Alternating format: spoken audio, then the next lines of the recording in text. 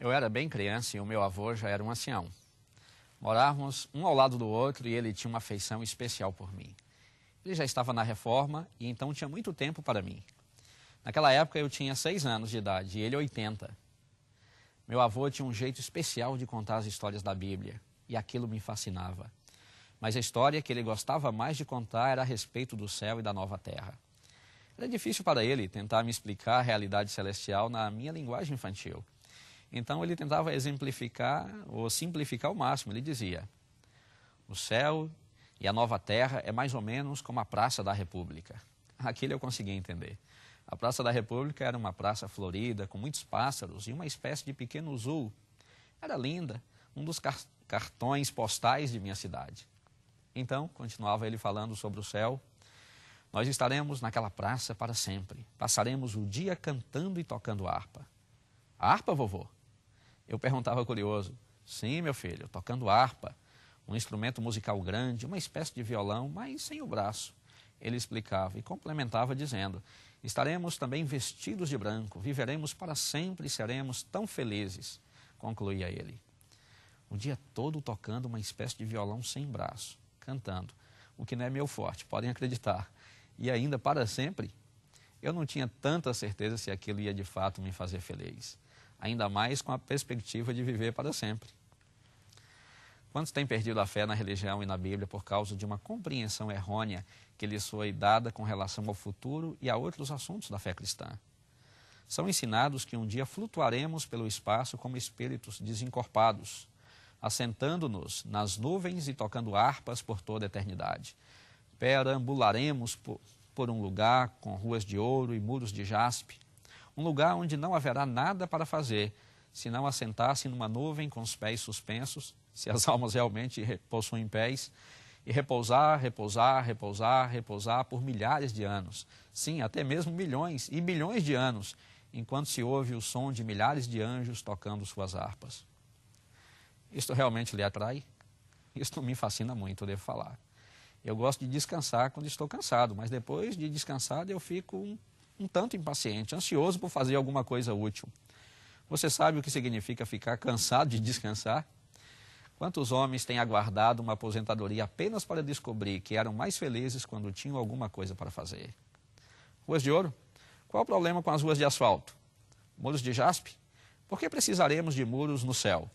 Teremos alguma razão para querer um muro lá?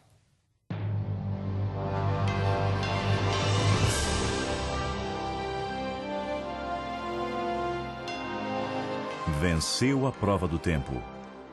O livro de Deus, a Bíblia, ainda relevante neste mundo complexo. E está escrito, partilhando mensagens de esperança ao redor do mundo.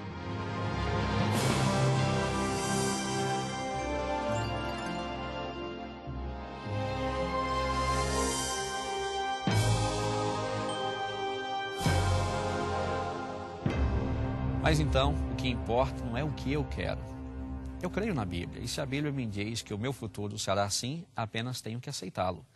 A Bíblia apresenta de fato a espécie do céu sobre o qual tanto ouvimos falar? Onde termina a verdade e começa o mito? Onde termina Deus e começa Papai Noel, por exemplo? Onde termina as ruas de ouro e começam as ruas comuns? Vamos-nos à única fonte verdadeira de informação em busca de nossa resposta. Antes de deixar este mundo, Jesus fez uma promessa. Leiamos, está aqui no Evangelho de João 14, 1 a 3. Evangelho de João tem Mateus, Marcos, Lucas e depois o Evangelho de João. No capítulo 14, versos de 1 a 3, lemos o seguinte aqui. Não se turbe o vosso coração. Credes em Deus, crede também em mim. Na casa de meu pai há muitas moradas. Se assim não fora, eu vos teria dito, pois vou preparar-vos lugar. E quando eu for e vos preparar lugar, voltarei, e vos receberei para mim mesmo, para que onde eu estou, estejais vós também. É um lugar real. Jesus está dizendo. Que espécie de lugar? Falando do patriarca Abraão, a Bíblia diz o seguinte, no livro de Hebreus, lá no finalzinho da Bíblia, capítulo 11, verso 10.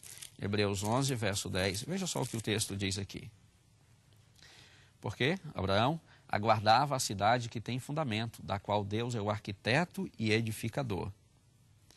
Se tem fundamentos, deve ser uma cidade realmente sólida. Será um lugar real, para pessoas reais. Uma outra pergunta: que tipo de seres morarão ali? Espírito flutuando nas nuvens e tocando harpas?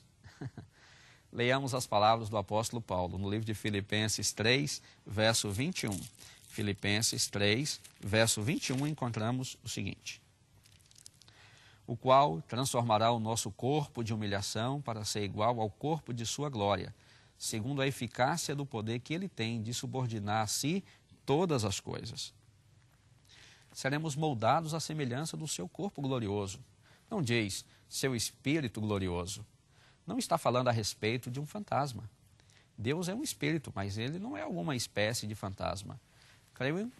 Creio em um Deus pessoal, tão pessoal que tem um corpo. A Bíblia diz que o homem foi criado à imagem de Deus.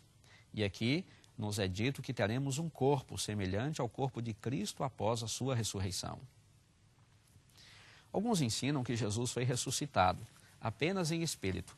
Após sua ressurreição, ele apareceu aos discípulos que pensavam estar vendo um fantasma. Ele tomou tempo para provar-lhes que eles estavam errados. Por favor, vejam o Evangelho de Lucas, no capítulo 24. Evangelho de Lucas, capítulo 24. Vamos começar lendo os versos 37 a 39. E depois vamos ler também os versos 42 e 43. Começa assim: eles, porém, surpresos e atemorizados, acreditavam estarem vendo um espírito. Mas ele lhes disse: por que estáis perturbados? E por que sobem dúvidas aos vossos corações? Vede as minhas mãos e os meus pés, que sou eu mesmo. Apalpai-me e verificai, porque um espírito não tem carne nem ossos, como vedes que eu tenho.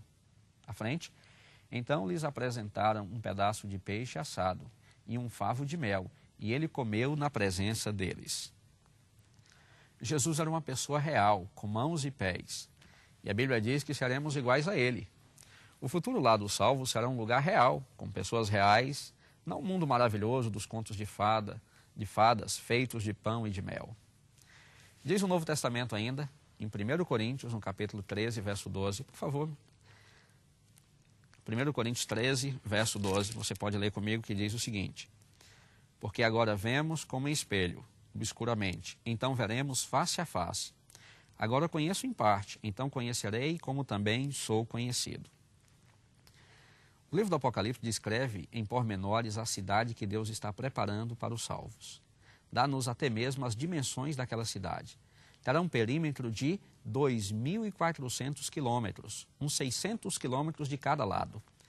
A maior distância que você poderia percorrer em um metrô na cidade de Nova York seria de um pouco mais de 48 quilômetros. A Nova Jerusalém precisaria de uma linha de metrô de 600 quilômetros de comprimento para atravessá-la. Nova York tem 11 milhões de habitantes, incluindo os subúrbios.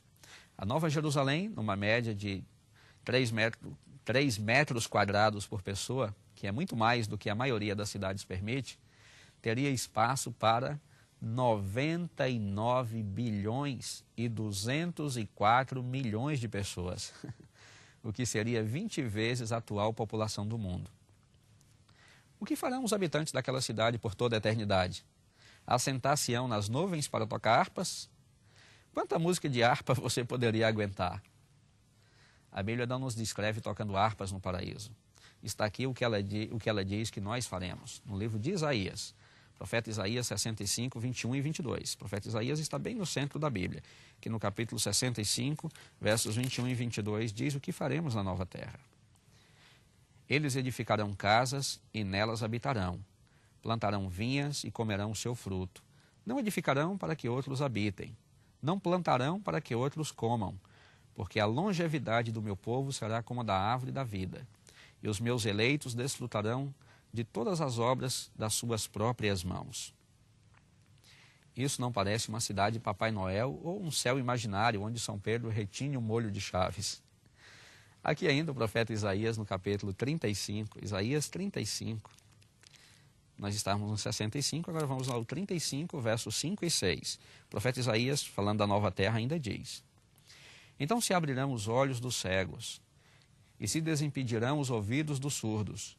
Os coxos saltarão como servos, e a língua dos mudos cantará. E na mesma página, ainda aqui no capítulo 33, verso 24, diz o seguinte: nenhum morador de Jerusalém dirá, estou doente. Naquela cidade não haverá hospitais, por mais belos que possam ser os hospitais, nenhuma clínica, nenhum dentista, nenhum necrotério, nenhuma agência funerária, nenhuma drogaria, nenhuma ambulância, nenhuma sirene soando à noite e certamente nenhum cemitério. O livro do Apocalipse, que é o último livro da Bíblia, aqui no capítulo 21, verso 4, Apocalipse 21, verso 4, veja que promessa maravilhosa nós encontramos aqui a respeito da nova terra. Apocalipse 21, verso 4, diz o seguinte: ele lhes enxugará dos olhos toda lágrima, e a morte já não existirá. Já não haverá pranto nem dor, porque as primeiras coisas passaram. Não mais lágrimas. Pode você imaginar um lugar sem elas? Esta vida tem sido chamada um vale de lágrimas. Nossa vida está regada de lágrimas desde o berço até a sepultura. Quantas lágrimas são derramadas a cada dia no mundo? O que é uma lágrima? Para o químico é simplesmente uma solução aquosa de cloreto de sódio e outras substâncias. Mas isso não descreve realmente nossas lágrimas. Para o fisiologista é apenas um líquido lubrificante para os olhos a fim de impedi-los de ficarem secos. Para o estoico, uma lágrima é um sinal de fraqueza. Para o epicurista, ela não tem nenhum valor. Coma, beba, alegre-se, porque amanhã morreremos, eles dizem. Os animais não podem sorrir nem chorar. Somente os seres humanos podem mostrar suas emoções deste modo. Jesus sabia o que era chorar. 2 vezes a Bíblia se refere às suas lágrimas. Uma vez, junto ao túmulo de Lázaro, e a outra vez ao entrar em Jerusalém. Quantas lágrimas estão correndo hoje em nosso velho mundo? Suponhamos que cada ser humano derrame uma lágrima por semana. Isto seria uma média muito baixa, sendo que a maioria das pessoas derrama muito mais do que isto. Mas, sabendo-se que algumas pessoas nunca choram, tomemos como média uma lágrima por semana por pessoa. 6 bilhões de pessoas, cada uma derramando uma média de 52 lágrimas por ano, daria um total de mais de 100 bilhões de lágrimas por ano. Isso seria suficiente para encher 40 mil barris de quase 1 metro de altura. Em uma centena de anos, teríamos barris de lágrimas suficientes para fazer um rio fluir ao redor do mundo. Quantas lágrimas seriam? Um rio de lágrimas ao redor do mundo. E o que representa cada lágrima? Um coração partido, uma esperança despedaçada, uma criança chorando por causa de um brinquedo quebrado. Isto pode não parecer importante para nós, mas é muito importante para essa criança. Uma jovem amante chorando porque foi desapontada pelo ídolo de seus sonhos. Uma jovem mãe chorando ao lado da sepultura de seu filhinho. Apenas um momento antes, ele estava dormindo em seus braços, mas agora sua vida se foi. Uma mãe viúva, no terminal de passageiros do aeroporto de uma cidade, despedindo-se de seu filho, que foi designado para uma missão militar no Golfo Pérsico. Ela não tem certeza de que ele um dia vai retornar. Ou então um pai com seus filhos ao pé do lado da sepultura aberta de uma mãe e esposa, cuja vida foi roubada pela cruel ceifeira. Como aquela família precisa dela agora? As lágrimas são feitas de algo mais do que cloreto de sódio e água. São feitas de corações dilacerados, amarga tristeza. Mas a promessa é, e lhes enxugará dos olhos toda lágrima. Nesta era de foguetes e satélites, uma época em que os homens estão andando na Lua, você também pode viajar pelo espaço. Não precisa investir nenhum dinheiro. Você não tem de esperar até que os cientistas desenvolvam propulsores mais potentes e foguetes de maior alcance. Você não tem de esperar que os astronautas descubram o céu. Não haverá nenhuma frenética contagem regressiva de última hora. Não haverá nenhum apressado reparo de portas de espaçonaves para que não vaze o precioso oxigênio pelo espaço. Nenhum temor de zonas de radiação. Deus está planejando um lugar perfeito para você. Um dia este mundo será purificado e aquela grande cidade descerá. Seu destino? Planeta Terra. Será uma cidade tão grande que cobrirá a maior parte do Oriente Médio. Disse João Revelador, aqui em Apocalipse 21, 2. Apocalipse, capítulo 21, verso 2. Como você sabe, bem aqui no final da Bíblia. Apocalipse 21, verso 2, nos diz o seguinte.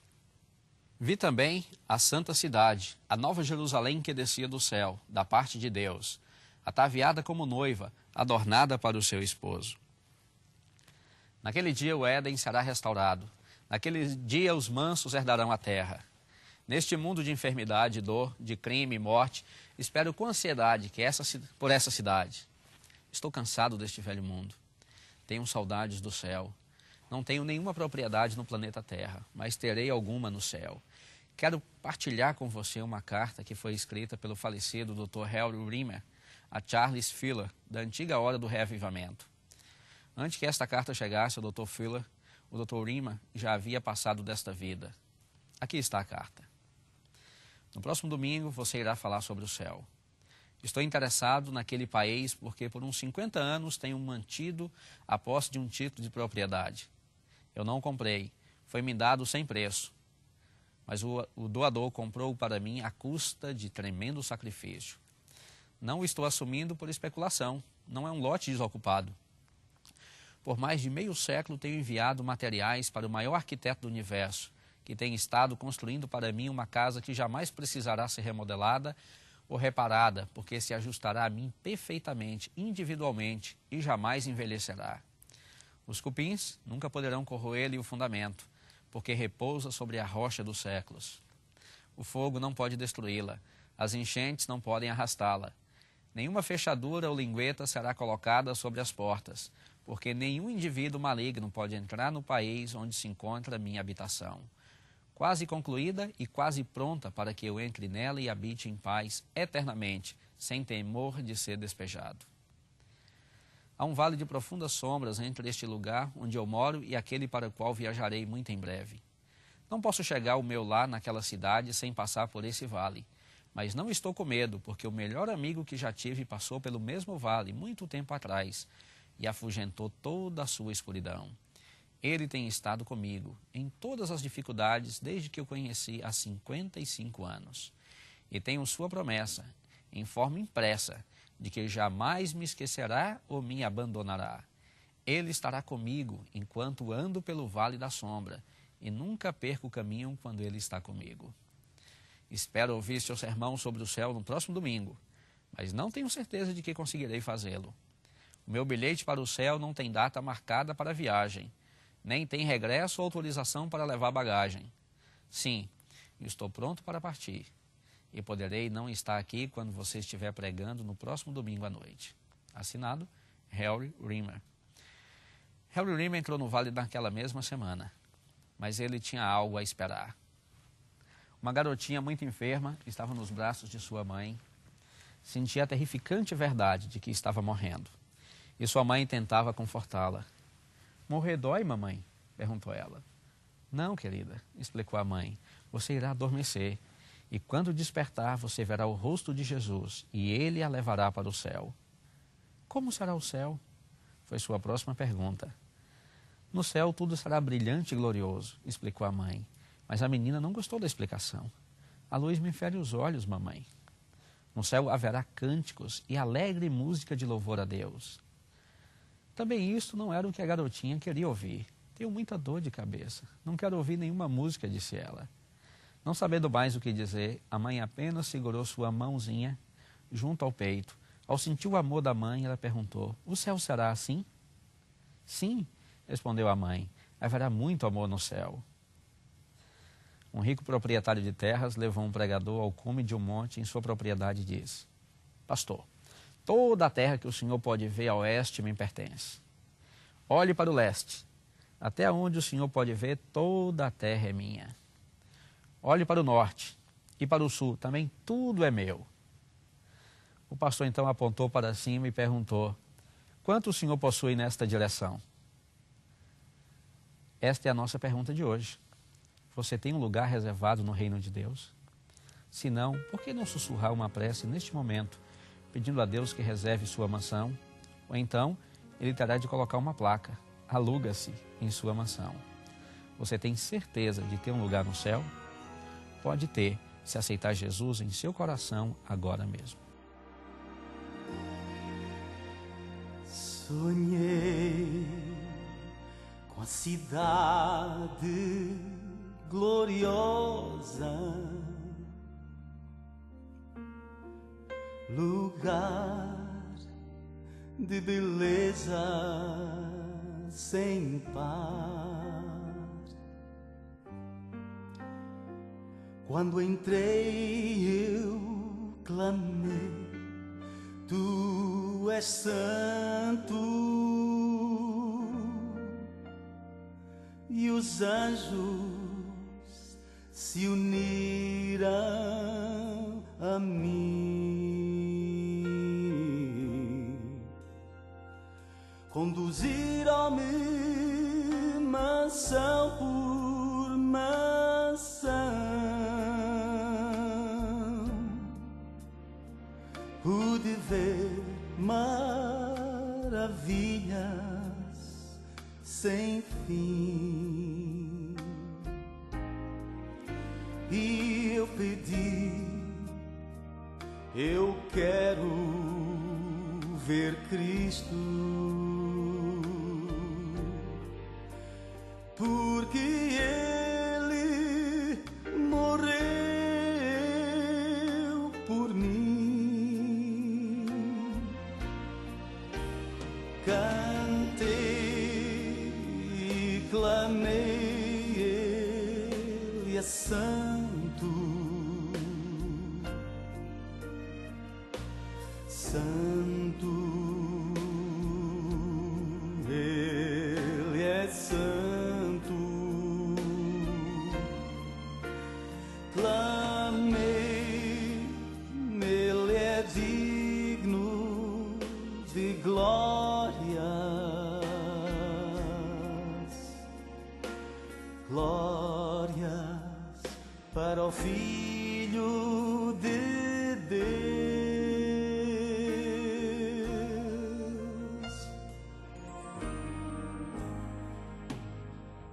E ao transpor os portais da cidade, encontrei meus amigos e irmãos,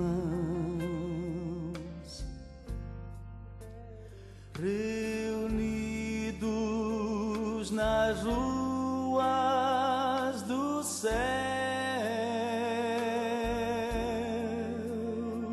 Oh, que cenas eu nem sei descrever. Lá eu encontrei Jacó e Isaque, falei com Marcos e com Moisés, mas eu pedi, eu quero ver Cristo, porque Ele morreu por mim. Oh, eu cantei e clamei, Ele é santo,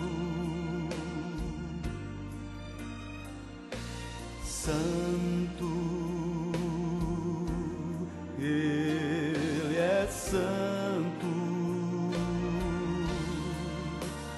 Clamei, Ele é digno de glórias. Clamei, Ele é digno de glórias. Clamei, Ele é digno de glórias. Cantei glórias para o Filho de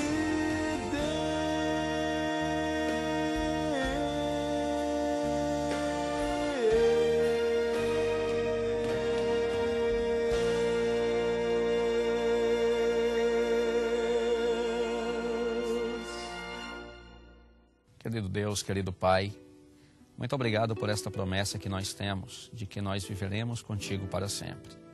Será um mundo perfeito, sem morte, sem dor, sem tristeza, sem lágrimas.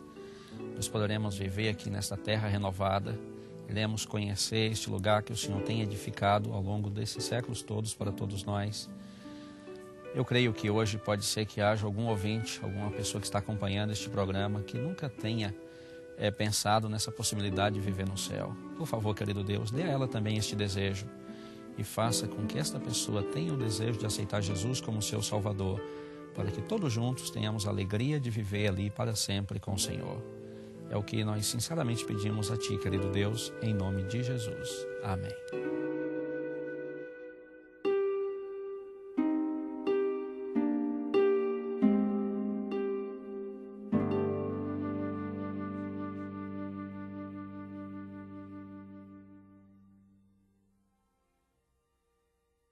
Eu creio que você sabia que a Bíblia é um dos livros mais antigos que existe, mas também é o livro mais lido em todo o mundo.